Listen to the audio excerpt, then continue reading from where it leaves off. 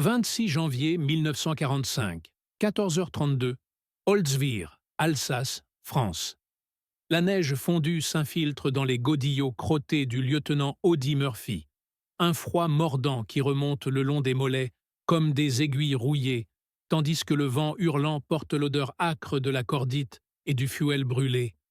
Un cocktail asphyxiant qui colle à la gorge comme de la poix liquide. Vos poumons se contractent. Chaque inspiration, une bataille contre l'air glacé saturé de fumée. Et le sol, cette boue gelée d'un champ dévasté, bordé de fermes éventrées, vibre sous les chenilles lointaines des panzers qui grognent leur approche inexorable, leur moteur diesel vibrant à travers vos os, un grondement primal qui fait trembler les dents dans leurs alvéoles. La compagnie B, 3e bataillon, 15e régiment d'infanterie, 3e division d'infanterie, est coupée du reste, une poche de résistance effilochée où 30 hommes épuisés s'accrochent à des positions précaires, leurs M1 Garand et Thompson crachant leurs dernières réserves dans un staccato désespéré. Mais les obus d'artillerie allemande pleuvent déjà, des concussions qui soulèvent la terre en geysers noirs, projetant des éclats de shrapnel qui sifflent comme des frelons enragés. Et vous sentez le poids écrasant de cette certitude. 60 soldats ennemis, une colonne d'infanterie renforcée de MG-42 et de half-track, resserre l'étau. Leurs silhouettes fantomatiques émergent du brouillard laiteux, baïonnettes aux canons, visages noircis par la suie et la haine. Murphy, ce Texan menu de 20 ans, yeux verts perçants creusés par des semaines de combats incessants dans la poche de Colmar, rampe sur le ventre dans la tranchée improvisée, ses gants déchirés agrippant la crosse graisseuse de son M1, le métal si froid qu'il brûle les paumes à travers le cuir usé. Et chaque mouvement est une agonie.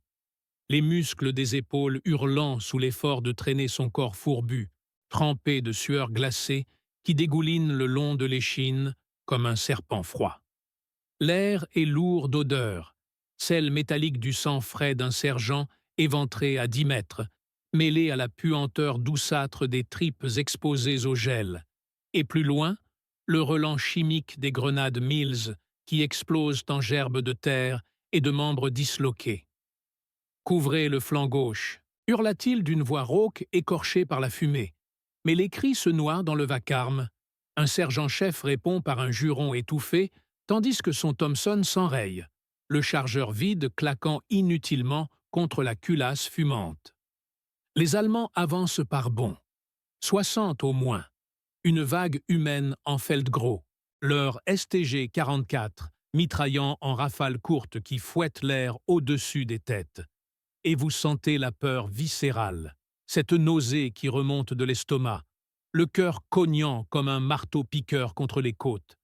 Chaque battement, un rappel que la mort n'est qu'à un souffle, un éclat de bois ou une balle perdue.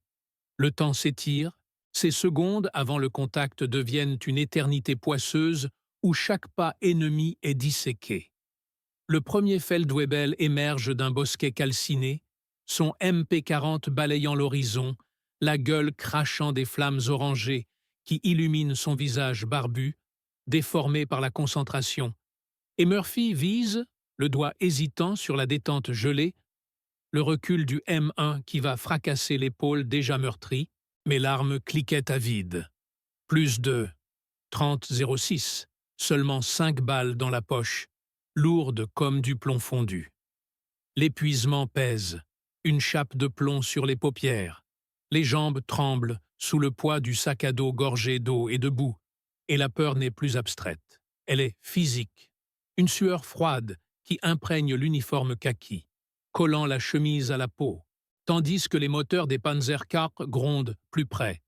Leurs tourelles pivotant avec un grincement hydraulique qui perce les tympans, chenilles broyant les racines gelées dans un craquement sinistre. Ces hommes, ces ombres hâves, fusils basculant dans la fange, munitions épuisées à 90%, regardent leur lieutenant avec une terreur muette, attendant l'ordre de retraite impossible, car les flancs sont bouchés par des barbelés rouillés et des cratères d'obus remplis d'eau saumâtre où flottent des lambeaux de capote. Soudain, à 200 mètres, le M10 Wolverine, ce tank destroyer isolé de la 636e compagnie anti-char, est touché par un obus de 75 mm. L'explosion est une déflagration assourdissante. Un mur de chaleur et de débris qui balaie le champ, l'acier hurlant en fusionnant, et les 4 membres d'équipage jaillissent des flancs fumants, roulant dans la neige pour éteindre leurs vêtements enflammés, leurs cris avalés par le rugissement des flammes qui lèchent déjà la tourelle ouverte. Murphy les voit, à genoux dans la boue, abandonnant leur poste, le 150 Cal Browning M2 encore intact sur la plateforme supérieure, mais le véhicule est condamné, carburant en feu, munitions internes prêtes à cuire. Les Allemands jubilent, leurs cris gutturaux « Vorwärts, los !» une marée de casques Stahlhelm se ruant en avant, profitant de la brèche, leur MG-42 installé sur half-tracks, arrosant la position américaine d'un feu nourri. Les balles traçantes zébrant l'air en arcs incandescents, et vous sentez le sol trembler sous cette charge. L'odeur de caoutchouc brûlé montant du Wolverine. Un relent suffocant qui masque presque celle de la chair grillée. Cernées maintenant, les routes de retraite obstruées par les épaves de 2 Sherman éventrées plus tôt dans la journée, leurs tourelles tordues comme des cornes démoniaques, essence suintante en flaques irisées, qui s'enflamment sporadiquement en boules de feu crépitantes. Murphy, accroupi derrière un talus effondré, sent le poids de l'instant. Ces hommes reculent, pas à pas, leurs visages cireux, luisants de sueur et de suie. Un caporal gémit en serrant son bras déchiqueté, le sang pulsant entre les doigts. Et l'ennemi n'est plus qu'à 100 mètres, baïonnette fixée, prêt au corps à corps inévitable. Les munitions, 3 chargeurs pour tout le peloton, des grenades sporadiques qui éclatent sans effet, et la reddition murmure à l'oreille comme un poison doux. Mais non, pas pour lui, ce gamin des collines texanes qui a vu trop de frères tomber dans les hedges de Normandie, trop de villages rasés en Italie. La peur est là, un nœud dans les tripes, l'adrénaline, un feu liquide dans les veines qui fait trembler les mains, mais sous cela, une rage froide, une décision qui mijote dans les abysses de l'esprit, violant toute logique martiale, tout manuel du fantassin. Les secondes s'allongent en une torture infinie. Un soldat ennemi trébuche sur un fil de fer barbelé, son cri perçant le chaos. Un autre ajuste son Mauser KK-98K, le canon luisant d'huile, et Murphy compte, instinctivement, 57, 58 têtes visibles dans la brume, avec les half-tracks en soutien, leurs mitrailleuses lourdes MG-34 balayant les approches. Son cœur martèle, un tambour de guerre tribale, les poumons brûlent à chaque halètement, la boue aspire ses bottes comme une gueule vorace. Et là, dans ce vide suspendu avant le contact final, alors que les premiers Allemands franchissent le No Man's Land gelé, leurs bottes claquant sur la croûte de neige, il fait l'impensable. Il bondit hors de sa couverture, abandonnant M1 et Thompson vides, et sprinte vers le Wolverine en flammes. Chaque foulée une éternité de terreur pure, les balles sifflant autour de lui comme une grêle mortelle, une ricochet frôlant sa tempe dans un éclair brûlant qui emplit sa bouche de sang salé. Vous courez avec lui, le monde en ralenti, le sol aspirant les semelles, les muscles des cuisses en feu, le vent giflant le visage ruisselant, et les cris de ces hommes « Lieutenant ! Non !» se muent en un chœur lointain, noyé par le rugissement du feu qui dévore le Wolverine, une chaleur infernale qui carbonise les poils des avant-bras à 10 mètres. Les Allemands hésitent une fraction de seconde, incrédules, leurs officiers hurlant « Halt ! Feu !» mais trop tard.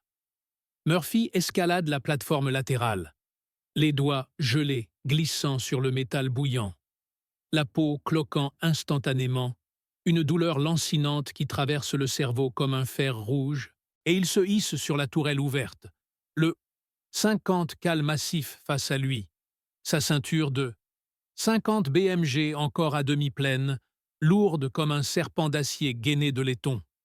Le véhicule tangue sous son poids, les flammes léchant ses jambes, la fumée noire l'aveuglant, yeux larmoyants, mais il pivote la monture, les muscles bandés à se rompre, et presse la détente.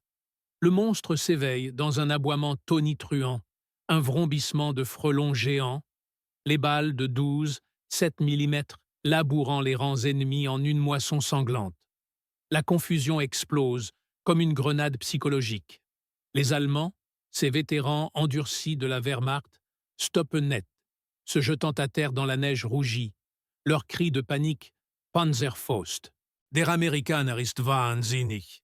Car qui oserait se poster seul sur un véhicule en feu, défiant obus et mitrailleuses? Murphy tire, tire encore, le recul brutal secouant son corps frêle comme une poupée de chiffon, les épaules disloquées, la chaleur du canon irradiant à travers les gants carbonisés. Et chaque rafale est une symphonie de destruction. Têtes explosantes en gerbes roses, torses déchiquetés, un half-track touché au réservoir qui s'embrase en une boule de feu orangée, engloutissant 10 hommes dans un hurlement collectif avalé par l'explosion. Le temps s'étire, 10 secondes deviennent minutes.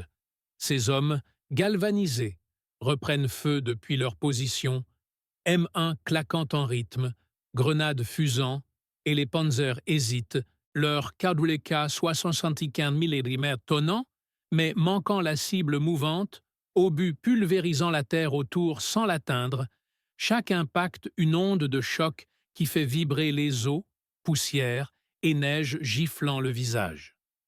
20 rafales, peut-être 30, la ceinture s'épuise, mais les munitions internes du Wolverine décaissent 2.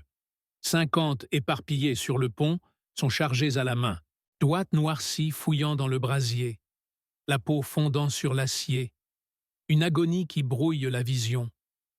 Larmes et sueurs se mêlant au sang d'une égratignure au front. Les Allemands reculent, confus, leur assaut brisé en moins de 60 secondes. Officiers gesticulant vainement, tandis que l'artillerie américaine, alertée par radio, commence à tonner au loin.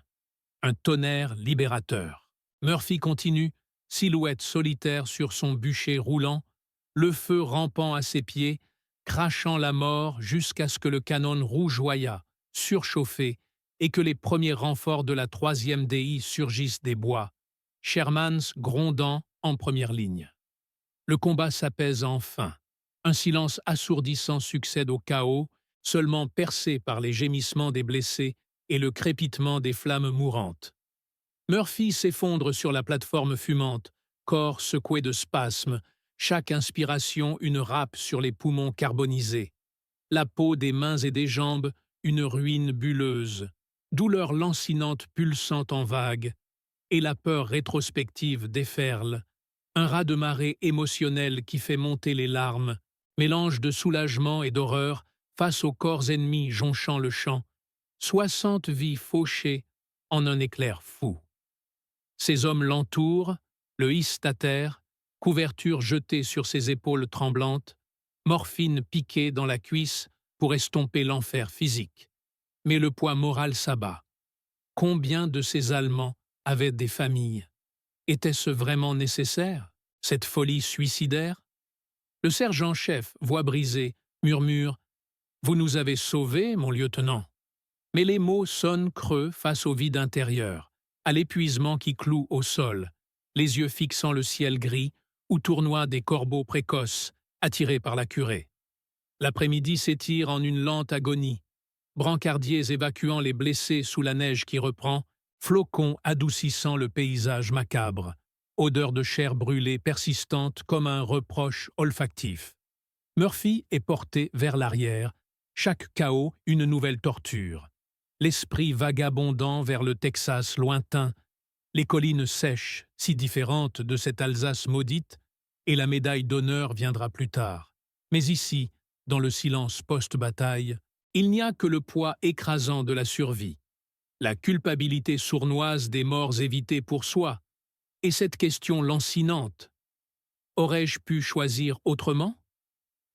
Les moteurs des Sherman ronronnent au loin. La contre-attaque reprend, mais pour lui, le monde rétrécit à la douleur physique, au froid qui ronge les plaies, au tremblement des mains qui refusent de lâcher la crosse fantôme du 50 cal. Des heures passent ainsi, suspendues entre vie et néant, tandis que la nuit tombe, lourde et impitoyable, enveloppant Holzwir dans son manteau de deuil gelé. Pourtant, l'histoire ne s'arrête pas là, car dans les jours suivants, alors que la poche de Colmar se resserre, Murphy refuse l'évacuation, reprenant le commandement d'une unité décimée, ses plaies suintant sous les bandages, fièvre montant comme un feu intérieur, chaque pas une victoire arrachée à l'épuisement. Les nuits sont hantées par les visages des Allemands fauchés, leurs cris résonnant dans les rêves fiévreux, et la moralité du soldat pèse. Tuer pour vivre, mais à quel prix pour l'âme? Les camarades le regardent avec un mélange d'admiration et de crainte, chuchotant « le diable texan ». Mais lui, il sait la vérité brute, peur, chance, et cette décision impulsive qui viola toute attente, transformant l'inévitable défaite en triomphe éphémère. Le froid s'intensifie, vent hurlant charriant la neige des Vosges, et les combats reprennent, fusils claquant à nouveau, mais le souvenir de ce 26 janvier colle à la peau comme une seconde brûlure. Un rappel éternel de l'impossible franchi sous les yeux incrédules de 60 ennemis. Des semaines plus tard, rapatriés, les médailles pèsent sur la poitrine, mais le poids intérieur demeure, plus lourd que l'acier des balles, une fatigue morale qui ne s'efface pas dans les acclamations. Vous sentez encore la chaleur du Wolverine, l'odeur de la cordite incrustée dans les narines, le tremblement des mains après la bataille. Et dans le silence des fermes reconquises, Holzwir respire enfin. Mais pour Audie Murphy, la guerre continue intérieurement, un lent brasier de souvenirs qui consume sans fin. Les années s'écoulent comme des obus traçants dans la nuit texane, où le soleil implacable du ranch familial cuit la peau tannée par les Vosges. Hollywood l'appelle, ce diable boiteux aux yeux hantés, et les studios le moulent en icône « To Hell and Back », son propre sang versé sur l'écran en technicolor éclatant. Les projecteurs crépitent, les applaudissements fusent plus bruyants que les mitrailleuses, mais, sous les costumes impeccables, les cicatrices suintent encore, épaules déchirées, côtes brisées, et ce genou qui craque comme une culasse usée. Les nuits d'insomnie reviennent, rythmées par les explosions fantômes, les visages jeunes des Waffen-SS qui supplient en allemand guttural avant le néant. La gloire est un mirage dans le désert californien, contrat juteux, femme aux lèvres carmin, mais l'alcool coule comme la Moselle gelée, noyant les démons qui murmurent « tueurs », survivants par caprice. Il chevauche des chevaux de western, tire sur des figurants en uniforme gris, et le public hurle son nom, ignorant le tremblement des mains sur la crosse invisible. Les enfants grandissent, le regardent comme un héros de comic book, mais lui, il sait. La peur n'a pas de médaille. Elle ronge les os plus sûrement que l'acier allemand. Les vétérans se réunissent dans des bars enfumés, échangent de regards lourds. « T'as vu Colmar ?»« Ouais. » Et Holzwir ? Lui, c'était le fou du 50, et les rires masquent les sanglots rentrés. Puis viennent les ombres plus noires, les affaires qui s'effondrent, les dettes comme des tranchées sans fond, la dépression qui s'infiltre tel un gaz moutarde, étouffant l'air des plateaux. Il pilote son Beechcraft dans les cieux orageux, défiant les turbulences comme il défiait les Panthers. Mais le 28 mai 1971, au-dessus des montagnes de Brush Mountain, le destin reprend ses droits. L'avion s'écrase, un dernier baroud d'honneur, et le Texas pleure son fils prodigue, ce gamin d'Audie Leon Murphy, 19 ans à Cassino, 36 ans au bout du compte. Holzwir n'est plus qu'un nom sur une carte jaunissante, la poche de Colmar un chapitre oublié des livres d'histoire, mais son fantôme persiste. Un gosse texan, monté sur un tank en flammes, défiant 60 diables en gris. Était-ce courage ou folie? Chance ou malédiction? La guerre ne s'arrête jamais pour les survivants. Elle mute, s'incruste dans la chair, dans les rêves, dans la légende. Et toi, spectateur de cette épopée sanglante, sens-tu encore la cordite, le froid des Vosges, le poids de l'impossible? Pour Odie, la bataille est finie, mais le feu intérieur brûle éternellement. Illumina nos ombres. Fin. Athéo 3. L'écho impertissable. Les cendres d'Odie reposent au cimetière national d'Arlington, sous une pierre gravée de médailles. Distinguished Service Cross, Silver Star, Purple Heart X-33. Mais le vent des Appalaches porte encore ses murmures. 1971 n'est pas une fin, c'est une métastase. Hollywood, ce colosse aux pieds d'argile, recycle son ombre. Clint Eastwood mâche son cigare dans Un pardon au-delà de la mort, murmurant des répliques nées de ces fusillades réelles. Les gamins des années 80, gavés de Rambo et de VHS rayés, le découvrent en cassette granuleuse. To Hell and Back, autobiographie filmée où il rejoue Holzwir, mitrailleuse fumante sur le blindé calciné, et le public, ahuri, applaudit sans savoir que chaque éclat était vrai. Mais la légende mute au fil des décennies. Virus numérique dans l'ère des pixels. Internet exhume les archives, photos en noir et blanc où son regard d'acier transperce l'objectif. Interview crachée entre deux whisky, où il avoue « La guerre m'a volé mon enfance, Hollywood mon sommeil ». Les forums de vétérans bruissent. Murphy, le dernier samouraï texan. Il a tenu Colmar à lui seul. Les Vosges pleurent encore. Et les conspirationnistes y voient un pantin du Pentagone, un pion dans le grand jeu froid. Film docu sur Netflix dissèque son Beechcraft pulvérisé. Théorie sur un suicide maquillé en accident. Trop de fantômes dans le cockpit, chuchotent les voix off. Aujourd'hui, 2024, son fantôme chevauche TikTok et YouTube. Reconstitution en 4K de la poche de Colmar. Gamin en cosplay SS fuyant sous la pointe .50 cal. Influenceur lisant ses lettres jaunies. Maman, j'ai tué aujourd'hui, mais c'est pour rentrer vivant. Les Texas Rangers portent son nom sur leur stade. Fort Benning gravé Murphy 0, et les écoles récitent ces faits comme un catéchisme païen. Pourtant, dans les bars de Farmersville, les vieux cow-boys lèvent leur bière. Odie, un dur mais brisé. La gloire tue plus lentement que les balles Bosch. Et toi, lecteur errant dans ce flux d'images volées, portes-tu son fardeau? La guerre n'est plus chair déchirée, mais algorithme vorace, même éternel. Odie Murphy, gosse de 19 ans devenu mythe, nous nargue. Héros ou martyr. Sa mitrailleuse tonne encore dans le silence des écrans, rappel cruel. Le feu intérieur ne s'éteint pas. Il infecte, illumine, consume. Coupez, éteignez les lumières. Mais le 50 gronde, inlassable. Fin? Non. Éternel recommencement.